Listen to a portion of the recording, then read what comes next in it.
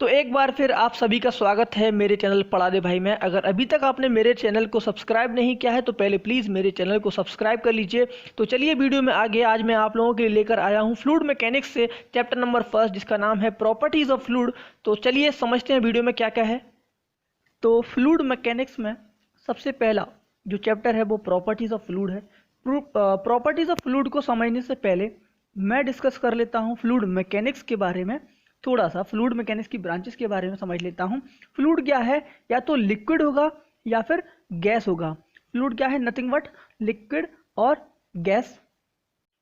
तो study of fluid at rest और at motion, मतलब फ्लूइड मैकेनिक्स में हमें क्या करना है, स्टडी करना है फ्लूइड की। कहाँ पर, जब फ्लूइड हमारा कैसा हो, रेस्ट में हो या फिर हमारा फ्लूइड क्या कर रहा हो, मूव कर रहा हो या फिर मोशन में हो, तब हम जो स्टडी करेंगे तो उसे हम क्या बोलेंगे, फ्लूइड मैकेनिक्स। और फ्लूइड मैकेनिक्स क्या है, branch of the science in which we study about the fluid at rest और एट मोशन। फ्लूइड मैकेनिक्स की दो ब्रांचेस हैं, फ्लूइड स्टैटिक्स और फ्लूइड डायनामिक्स। तो एक एक करके समझते हैं। सबसे पहले फ्लूइड स्टैटिक्स क्या है, ये ब्रांच है फ्लूइड मैकेनिक्स की जिसमें हम स्टडी करते हैं फ्लूइड्स की एट रेस्ट। जब हमारा फ्लूइड क्या है, रेस्ट में होगा, जो हम स्टडी करेंगे उस समय वो फ्लूइड स्टैटिक्स कहलाएगा। फ्लूइड डायनेमिक्स क्या है, यह भी एक फ्लूइड मैकेनिक्स की ब्रांच है जिसमें हम क्या स्टडी करेंगे, स्टडी ऑफ फ्लूइड की स्टडी करेंगे। ठीक है, लेकिन कब करेंगे, एट मोशन में करेंगे, study of fluid at motion. तो जब हमारा फ्लूइड कैसा हो, मोशन कर रहा होगा, तब जो स्टडी होगी हमारी फ्लूइड डायनामिक्स की कैटेगरी में आएगी। ठीक है, अब फ्लूइड मैकेनिक्स की दो सब ब्रांचेस हैं। तो फ्लूइड डायनेमिक्स की दो सब ब्रांचेस हैं। पहली का नाम है फ्लूइड काइनेटिक्स।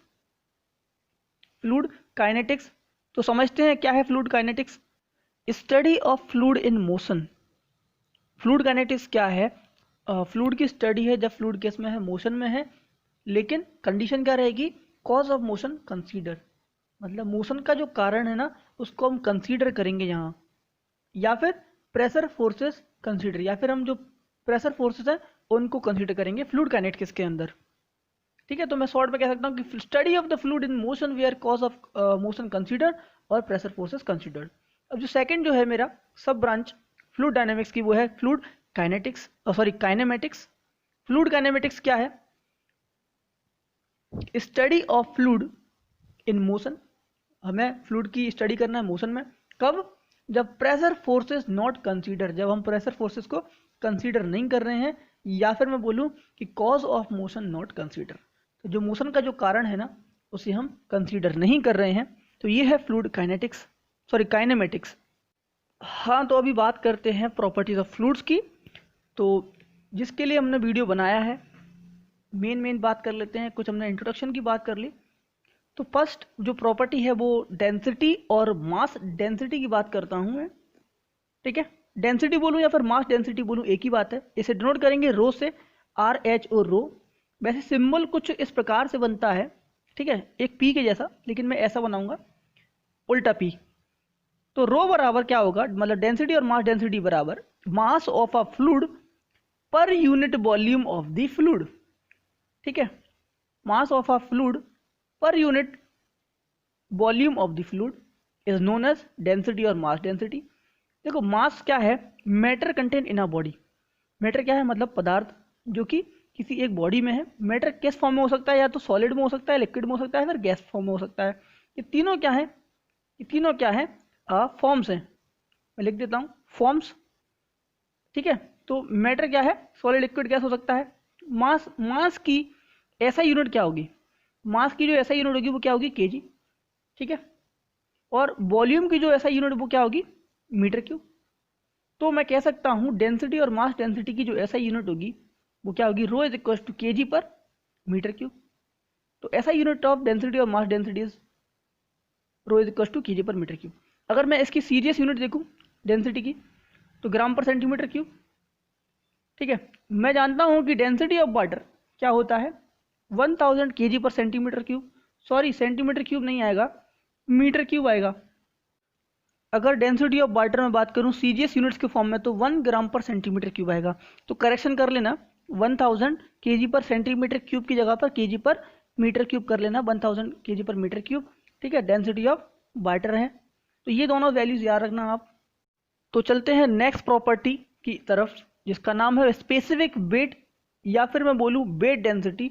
तो दोनों ही बात एक ही है, स्पेसिफिक वेट और वेट डेंसिटी। इसे डिनोट करूंगा मैं स्मॉल w से, इसे मैं डिनोट करता हूं। तो जानते हैं क्या होता है स्पेसिफिक वेट और वेट डेंसिटी बराबर weight of fluid per unit volume of the fluid. ठीक है, तो क्या है वेट डेंसिटी और specific weight, weight of the fluid per unit volume of the fluid. Mass को अगर मैं स्मॉल m से डिनोट कर रहा हूं और वेट ऑफ फ्लूइड को कैपिटल W से, वॉल्यूम ऑफ फ्लूइड V से, कैपिटल V से। तो वेट W क्या हो जाएगा, mass into acceleration due to gravity. तो मैं कह सकता हूं कि force due to acceleration due to gravity मेरा क्या हो जाता है, वेट हो जाएगा। तो W is equal to mg, मतलब mass into acceleration due to gravity, और g की वैल्यू क्या होती है 9.81 मीटर पर सेकेंड स्क्वायर। ठीक है, तो मैं वेट ऑफ फ्लूइड मतलब कैपिटल W को रिप्लेस कर देता हूँ m इंटू जी से। क्लियर, तो वेट क्या है कैपिटल W, तो इस वैल्यू को मैं रिप्लेस कर देता हूँ ऊपर स्मॉल w बराबर, इस इम्प्लाइज स्मॉल w बराबर इसको मैं रिप्लेस कर देता हूँ, इसको बॉक्स में बंद कर देता हूँ। तो m इंटू जी अपॉन बी, और मैं एक बार मैं ऊपर लिख देता हूँ कि जो रो है, रो मास क्या है m स्मॉल m और b, तो रो बराबर क्या था m अपॉन b। तो मैं इसको यहाँ से रिप्लेस कर देता हूँ, मतलब डेंसिटी बराबर क्या था मास अपॉन वॉल्यूम। तो स्पेसिफिक वेट बराबर क्या आ गया, मतलब वेट डेंसिटी बराबर क्या आ गया, रो इंटू जी। तो डिफरेंस कितना है, सिर्फ जरा सा डिफरेंस आया हुआ है, W is equal to rho into जी, मतलब जी का मल्टीप्लाई कर देना है डेंसिटी में, मतलब मास डेंसिटी में आप एक्सेलरेशन ड्यू टू ग्रेविटी का मल्टीप्लाई कर दीजिए और आपको क्या मिल जाएगा, वेट डेंसिटी और स्पेसिफिक वेट। तो अभी बात कर लेते हैं SI यूनिट की, स्पेसिफिक वेट या फिर वेट डेंसिटी की SI यूनिट की हम बात करते हैं। स्मॉल w बराबर क्या था, रो जी था। रो क्या था, स्मार्ट मास डेंसिटी और सिंपल डेंसिटी। इसकी यूनिट क्या थी केजी पर मीटर क्यूब, और जी की यूनिट क्या होती है मीटर पर सेकंड स्क्वायर। तो KG metre per second square into 1 upon metre cube भी मैं इसको लिख सकता हूँ। मैं जानता हूँ कि KG metre per second square क्या होता है, न्यूटन होता है, कैपिटल N से डिनोट करता हूँ। तो क्या हो गया स्मॉल w बराबर न्यूटन पर मीटर क्यूब। तो कह सकता हूँ कि स्पेसिफिक वेट और मास वेट डेंसिटी की यूनिट होगी वो न्यूटन पर मीटर क्यूब होगी ऐसा यूनिट्स में। तो सीजीएस यूनिट क्या हो जाएगी इसी की बेसिस पर, डाइन पर सेंटीमीटर क्यूब। एमकेएस यूनिट क्या होगी, फोर्स को मैं एमकेएस यूनिट में लिखता हूँ केजी फोर्स, किलोग्राम फोर्स, तो उसको मैंने लिखा है केजीएफ। तो मूवी वाला केजीएफ नहीं है ये।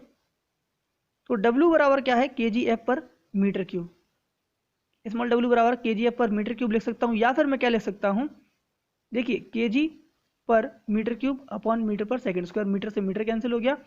तो स्मॉल w बराबर क्या हो गया केजी पर सेकंड स्क्वायर मीटर स्क्वायर, या फिर KG per metre square second square. तो ये भी एक मेरी एमकेएस यूनिट हो जाएगी।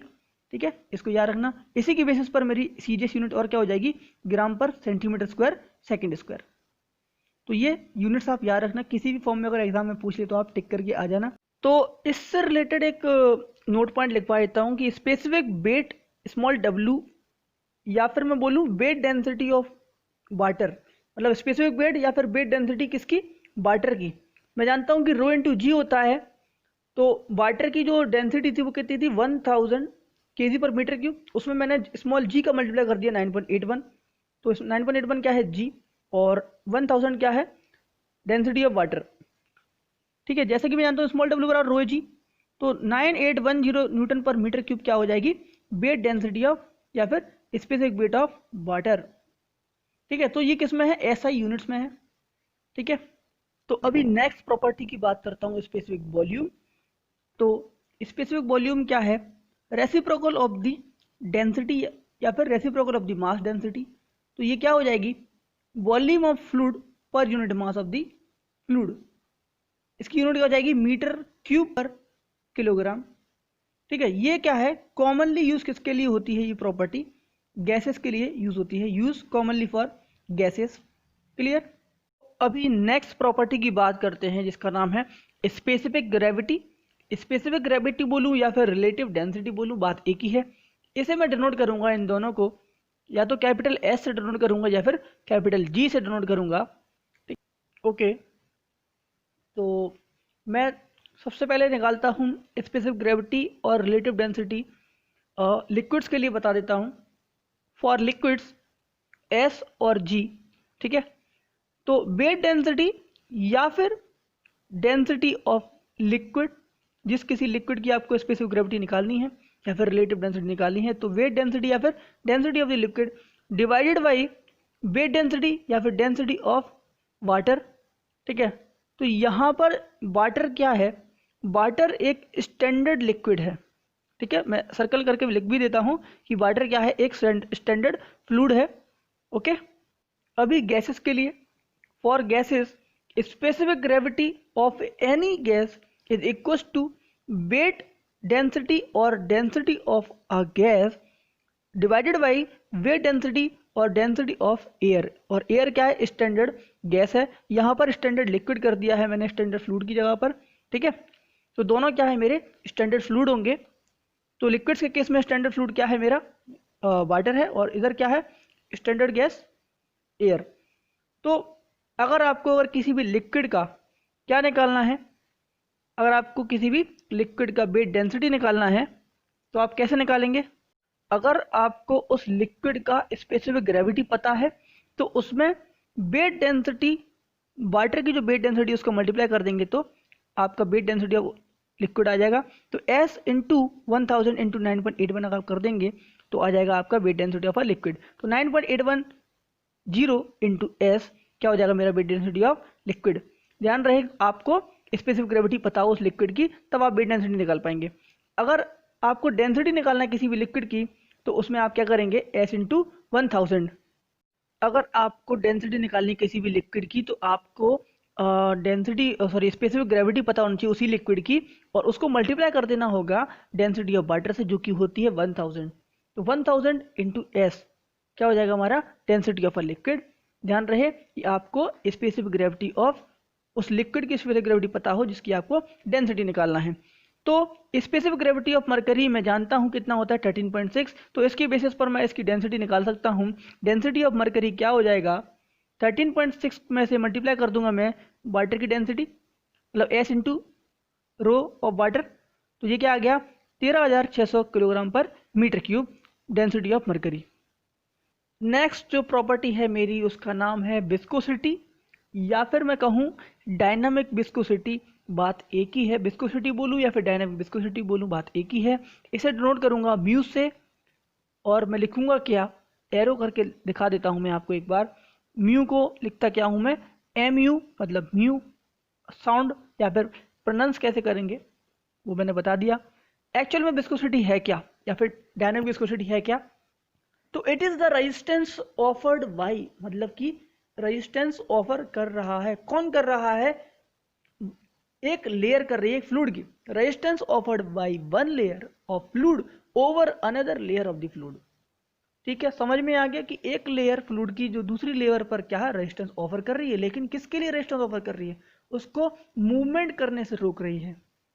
ठीक है, तो resistance offered by one layer of fluid over another layer of the fluid to the movement. तो याद रखना ये किस में आएगा, मूवमेंट में। एक लेयर का दूसरी लेयर के ऊपर मूवमेंट में जो रेजिस्टेंस ऑफर करेगी लेयर, उसे हम क्या बोलेंगे, विस्कोसिटी बोलेंगे।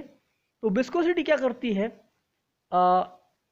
एक शियर स्ट्रेस कॉज करती है, viscosity causes the shear stress, और जो किस में एक्ट करता है, acting between the fluid layers, fluid layers के बीच में शियर स्ट्रेस को कॉज करती है विस्कोसिटी। मैं मान रहा हूँ एक प्रोफाइल ले रहा हूँ, तो वर्टिकल एक्सिस पर क्या है, वाई मतलब डेप्थ, ठीक है, और यू क्या है, वेलोसिटी। एक प्रोफाइल है, एक लेयर है मान लो कहीं जिसकी यू वेलोसिटी है, और एक लेयर क्या है you plus D you velocity है दूसरी लेयर की, और इनके बीच में डिफरेंस क्या है, मतलब दो लेयर के बीच में जो डिस्टेंस है वो क्या है डी वाई, और इनकी जो वेलोसिटीज में जो डिफरेंस है नीचे वाली लेयर्स का ऊपर वाली लेयर से वो क्या है डी यू। ठीक है, तो मैं यहाँ एक बार और लिख देता हूँ कि डी वाई क्या है, डी वाई है distance between the two fluid layers. Okay, तो डी वाई क्या है, distance between the two fluid layers के बीच मान लो डिस्टेंस है डी वाई, और टाउ क्या है, shear stress acting between two fluid layers, मतलब दोनों फ्लूइड लेयर्स के बीच में क्या है, शियर स्ट्रेस टाउ एक्ट कर रहा है। यू क्या है, वेलोसिटी ऑफ वन लेयर, मान लो नीचे वाली लेयर की जो वेलोसिटी है वो क्या है, स्मॉल यू। और यू प्लस डी यू क्या है, वेलोसिटी ऑफ सेकेंड लेयर।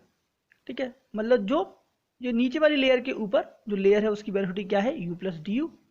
तो इनके बीच में एक रिलेशन एग्जिस्ट करता है, जो शियर स्ट्रेस है वो directly proportional to the velocity gradient, tau directly proportional to D you over D Y.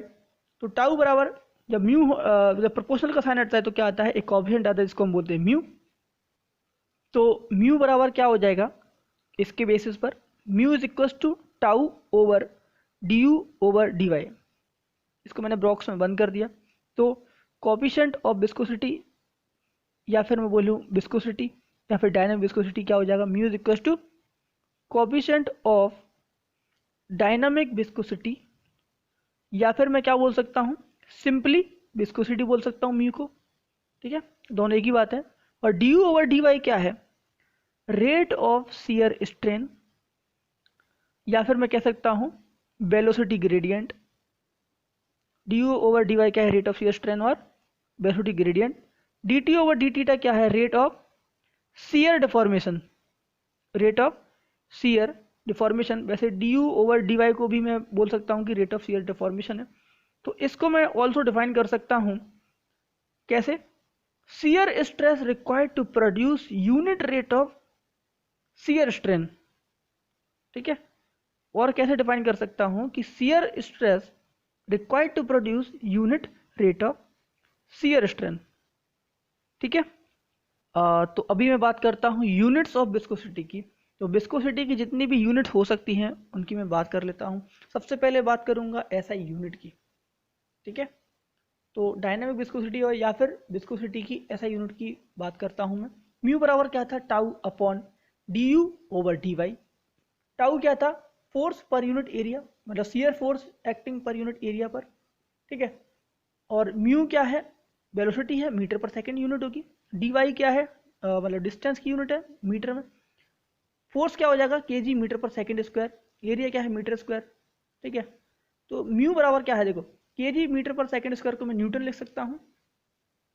ठीक है, मीटर से मीटर कैंसिल हो गया तो क्या बचा, न्यूटन सेकेंड पर मीटर स्क्वायर। तो मैं कह सकता हूँ कि जो ऐसा यूनिट है वो विस्कोसिटी की वो क्या आ गई, न्यूटन सेकेंड पर मीटर स्क्वायर। आप ऐसे याद रखना।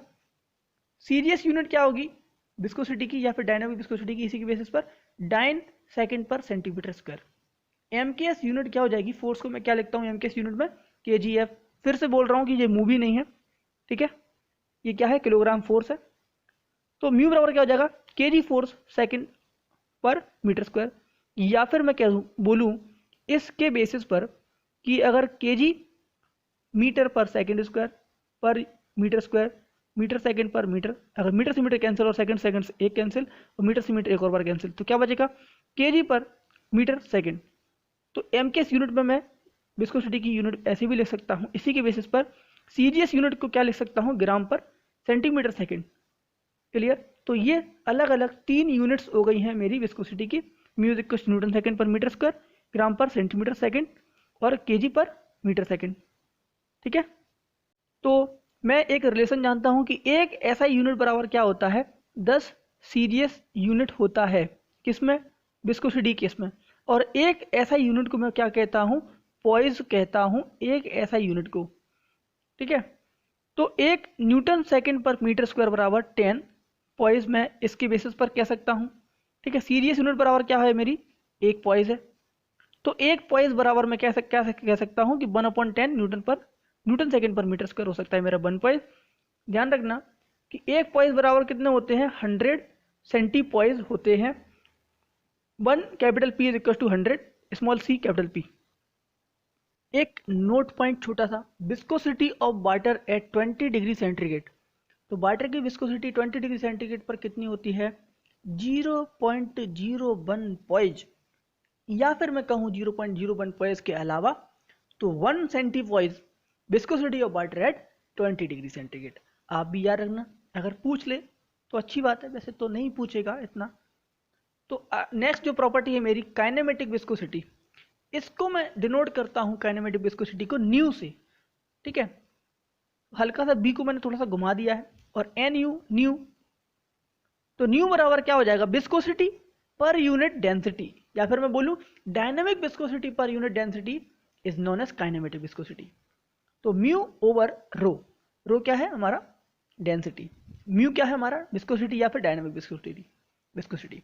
यूनिट्स क्या हो जाएंगी, काइनेमेटिक विस्कोसिटी की यूनिट क्या हो जाएगी, ऐसा यूनिट न्यू बराबर मीटर स्क्वायर पर सेकंड, एम के यूनिट भी क्या हो जाएगी इसकी, न्यू बराबर मीटर स्क्वायर पर सेकंड।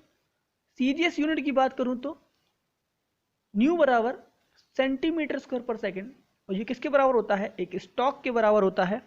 क्लियर, मैं जानता हूं कि 1 metre square is equal to 10⁴ stocks.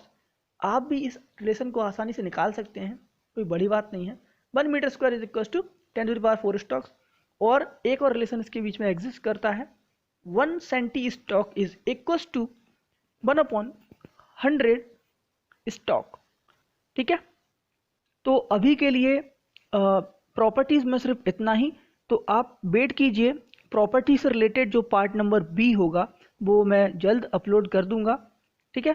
अगर आपको ये वीडियो समझ में आया है तो प्लीज़ अपने दोस्तों के साथ में इस वीडियो को ज़्यादा से ज़्यादा शेयर कीजिए, इस वीडियो को लाइक कीजिए, इस चैनल को सब्सक्राइब कीजिए और कमेंट कीजिए अगर कोई डाउट है तो। ओके।